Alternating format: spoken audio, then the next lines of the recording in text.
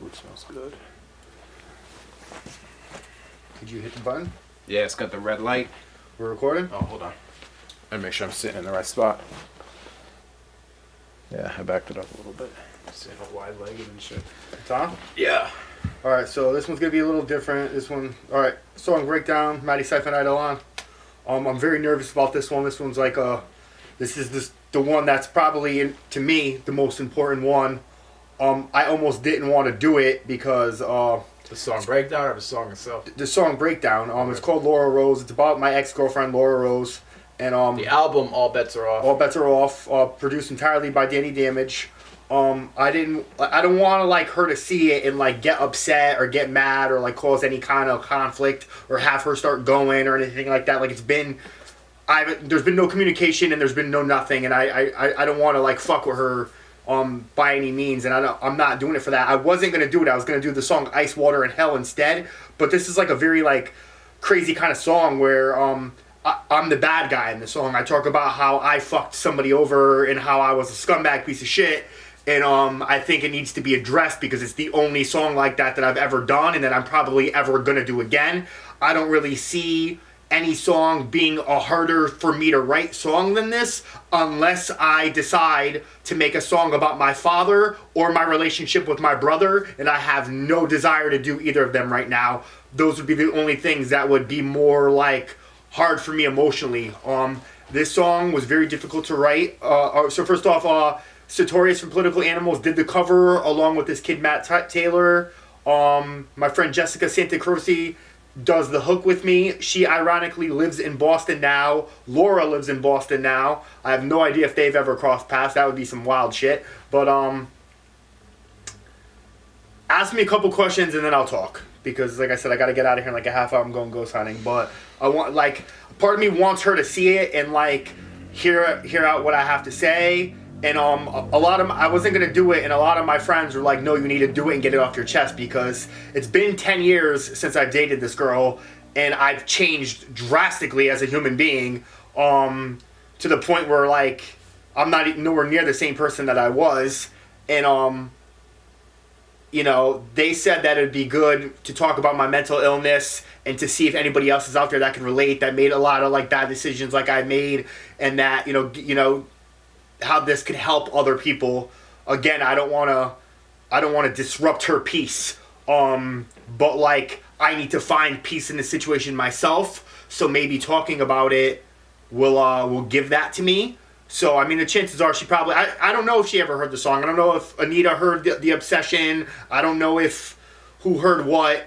This song has 1 thumbs down on it. It might be her. You know what I'm saying? She might have heard it. She might not have. It's probably the same person that gives the 1 thumbs down to every song. I know. You know what I mean? It might be. Who knows who it is? 80 likes, 1 thumbs down.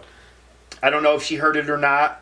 I know she doesn't want any contact with me, and I'm trying to respect that. I don't know what you really want me to ask. I mean, you're kind of just going with it. So yeah, this one's like kind of emotional for me. I've been like preparing this one for. I'll just ask, like I knew this one was coming, and I was like, oh my god, you know what I mean? I'll ask one question that's gonna have 8 answers. Why did you make the song? Why did I make the song? Yes. I felt like I like needed to. You know what I'm saying? She was the best girlfriend I've ever had, hands down. I had real quick, all my like not hookups, not me banging girls at the club, not me being rap star, groupie, whatever, all that shit. I'm talking actual girlfriends in my life. I consider Heather, Anita, Jen, Kelly, Emily from Rhode Island, Emily from Stratford, Anastasia, Laura, Rachel, Isabel, and Kelly from Manchester. Those are my serious girlfriends that lasted like a year or more that I consider actual girlfriends. Not flings, not girls that I dated for a couple weeks, not girls that I banged 1 or 2 times. Those were my girlfriends. And out of all of them, she was light years ahead of all the other girlfriends. And at the time I dated her, I did not know that that's how it was going to be. I was bitter over one of my other exes. She started off like when I met her, like I was kind of, I didn't think she was going to be as important to me as she is. I thought she was just going to be some rebound. I was going to hook up with her a little bit, this, that, and the third. And she turned out being like one of the hottest girls I've ever dated, the funniest girl I've ever dated, the smartest girl I've ever dated. She like in this song I say how like if I called her, she would pick up her phone. If I text her, she would text right back. If I'm like I would have a manic episode, fucking bipolar, and I'm like, I need you to come over. The girl would have finals, would stop what she's doing and come over, and I know I stressed her the fuck out, and I feel absolutely horrible about it because I'm not like that now. I'm super chill. I'm on a lot of meds now. I'm in therapy. I do the Joel Osteen thing. I'm not bipolar anymore. It's completely, you've known me for 20 years, bro. From me 10 years ago to me now, like it's like light years difference, bro, right? Different. Like I'm like a completely different person. I just got out of a 2.5-year relationship. It wasn't even that great of a relationship. Like we didn't have a lot in common. She lived kind of far away. She lived like an hour away. I would drive to see her. I never cheated on her once. We didn't fight. There was no arguing. Like, it was like, I was just such a fucking asshole to this girl, Laura. And, like, I don't know what she's going on now. I try not to keep tabs on her. I think she got a boyfriend. I just, like, wish the world for her. I just hope she's, like, successful and that she gets everything she wants to get out of life. And the last time I talked to her, she told me she was really nasty to me. She told me I gave her PTSD, and I just feel bad about it. And I'm like, damn, I don't want anyone to think about me and, like, have those kind of horrible feelings about me because I'm really not a bad guy anymore. Like, maybe I was, but, like, I'm not, like, I don't want to get Marilyn Manson. You know what I'm saying? I don't want to, like, do really well in music and then come out and then have, like a bunch of my ex-girlfriends talk about what a scumbag I was. I want to say I had bipolar 1. I went and saw a therapist named Nancy for 10 years. I went every week. I didn't skip things. I'm on medication. I wasn't on the right dose when I was with her. I got on the right dose. I went and saw Nancy. That helped out a lot. I did the Joel Osteen thing, and Joel Osteen probably helped more than anything because it really, like, helped build my character and my integrity, and I stopped cheating, and I stopped lying, and I stopped stealing from jobs and just doing all the bad things, and I became, like, a person that I really, really like, and I think I'm a really good guy now. It's just, like, it's too late, and I want to, like, I just want to say, like, if she sees this, you know what I'm saying, I'm really sorry that, you know, I don't think she cares anymore. I think she moved on with her life, and that, you know, she's like, I tried to tell her a couple times that I was sorry, and she was like, all right, whatever, I don't care. And it's just kind of like, how could I explain it? If someone's on drugs, and they go and they steal from you, you're mad at them. You know, that happened to me a couple times. When they get off drugs, they apologize to you, and they try to make restitution. Usually you accept the money back or whatever it is that they gave back, and then you forgive them, and depending on what kind of person you are, you allow them in your life again.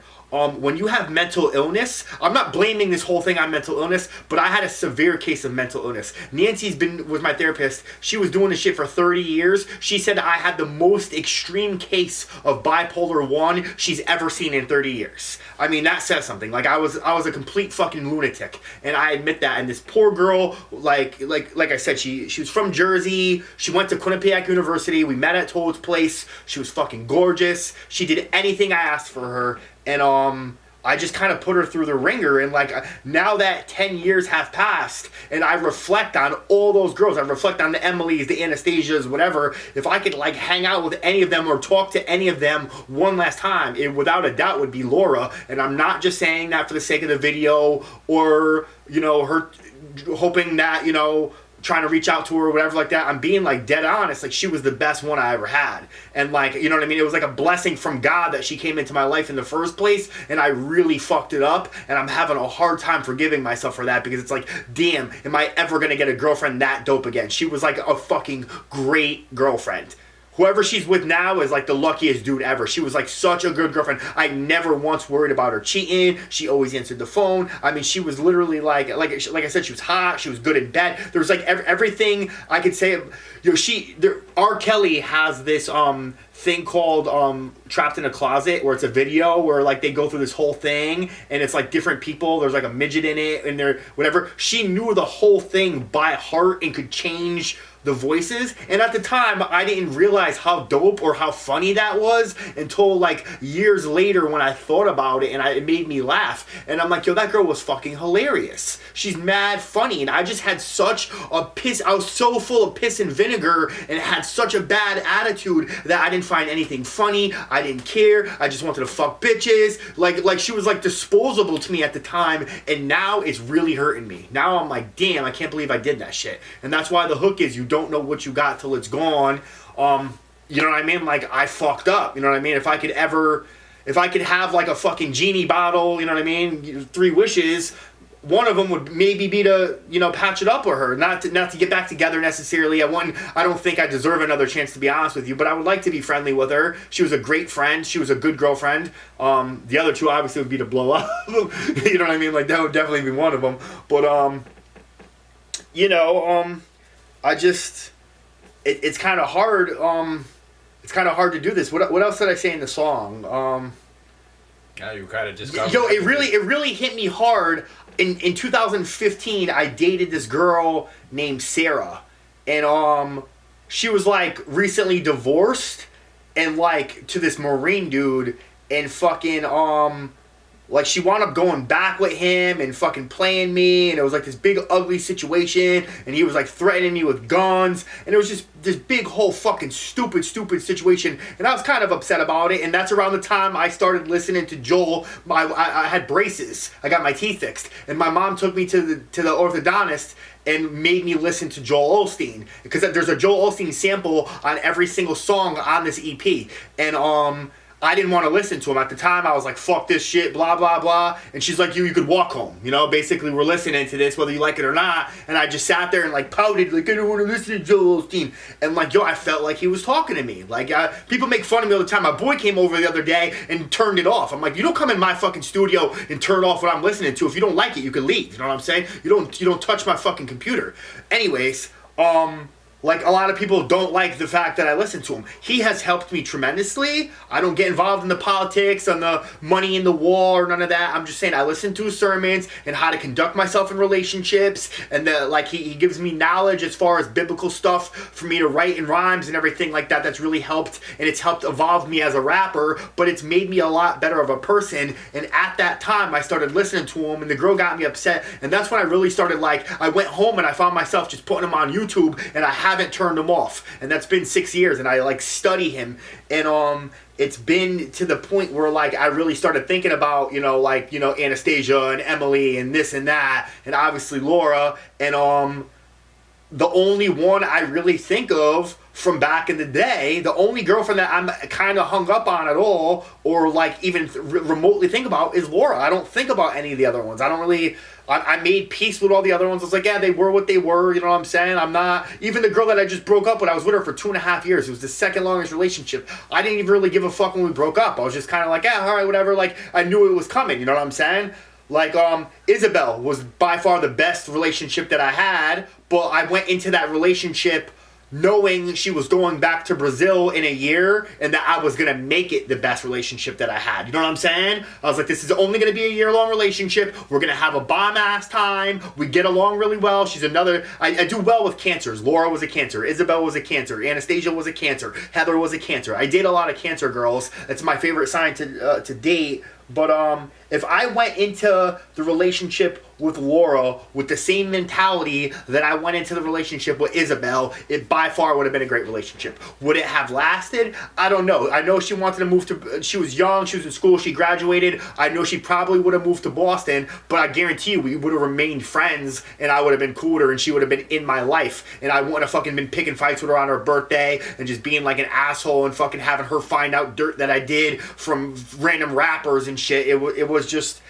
It was pathetic the way that I fucking handled the situation, and I'm like really, really, really mad at myself, and I hope that speaking about it and admitting wrong and fucking saying like, hey, I'm not that person anymore. I'm not Marilyn Manson. I'm not gonna like a little one fucking, or the people that I got involved with, were fucking consensual. Fuck all that shit. I'm gonna address the situation before any of this shit even happens and say that like, yo, in this particular situation, there's other bad relationships. There was other relationships, like Emily was a way worse relationship than fucking Laura. By far, that shit got ugly. You know, Emily was like crazy, psychotic, fucking toxic relationship. It wasn't like that with Laura. I was just like, because she wasn't a toxic person, I was. I can sit here and tell you that every time we argued, every time something bad happened, or anytime there was any conflict at all, an honest to God truth of me being a man and owning up to it, it was always my fault.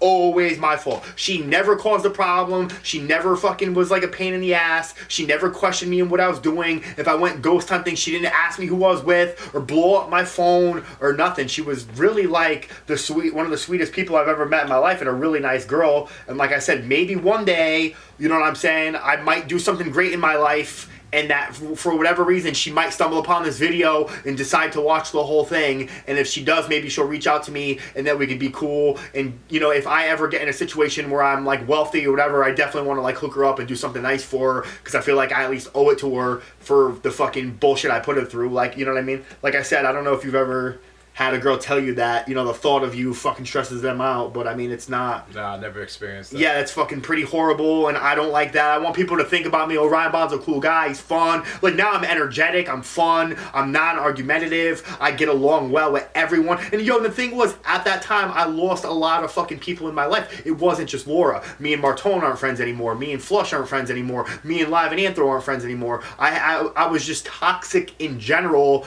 She was the girlfriend, but to people, to friendships, whatever, I lost a lot of people at that time. Now I don't lose anybody. Now I make friends. Everybody loves me. Fucking, I hang out with people all the time. Fucking, I got old friends hitting me up, want to be friends with me again, and I'm like, I don't know, maybe, you know what I mean? So it's definitely, things have changed. But I'm hoping that, you know, seeing this, maybe she could find it in her heart to realize that I was sick mentally. I wasn't doing what I needed to be doing. I saw that I fucked up. I took the initiative to never, ever, ever have that behavior again and get the treatment for it, so I never, ever, ever hurt anybody like that again and never do anything wrong like that again. And fucking went and I put myself through an extensive transformation to make myself into a really good person now today that I'm really, really, really proud of, and I owe it to her, and I'm sorry it came at the expense of me breaking her heart. But that would never happen to another person again. I would never treat anybody like that again.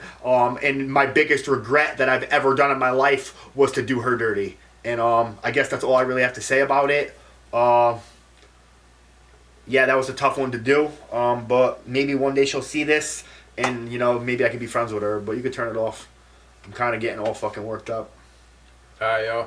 See you next time.